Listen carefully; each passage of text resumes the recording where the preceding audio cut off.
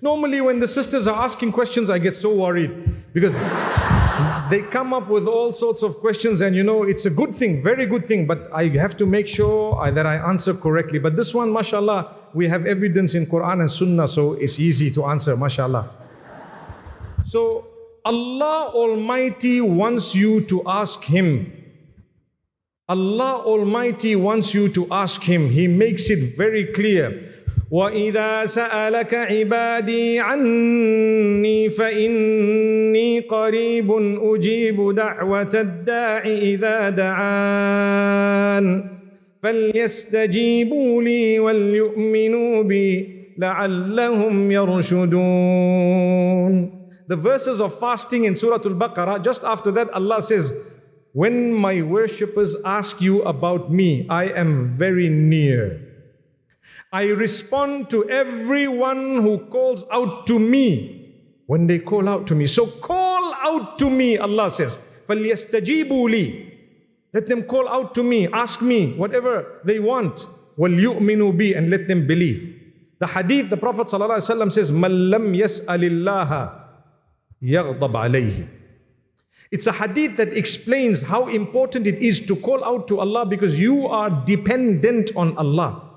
The hadith, the meaning of it, the literal meaning of it is, whoever does not call out to Allah, whoever does not ask Allah, Allah is upset with him. You're not asking me.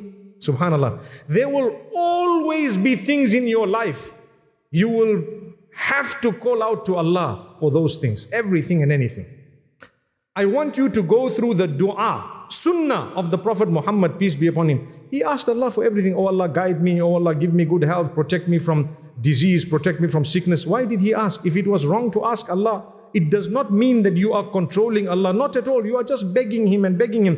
Because begging Allah is a part of ibadah. Ad-du'a'u huwa al-ibadah. Dua and calling out to Allah is actually ibadah. Because what does it mean? If you want something and you are asking someone for that thing, it means you believe he has that thing, right?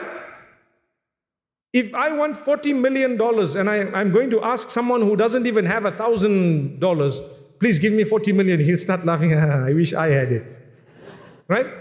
But if I come to you and say, brother, give me 40 million, I know you probably have 400 million. You probably have more. You have something more. So when you say, oh Allah, give me good health, you know He owns health of everyone on earth. Oh Allah, give me this. It is worship. I am the greater, the dua. The more in your heart you are confirming the grandeur of Allah subhanahu wa ta'ala.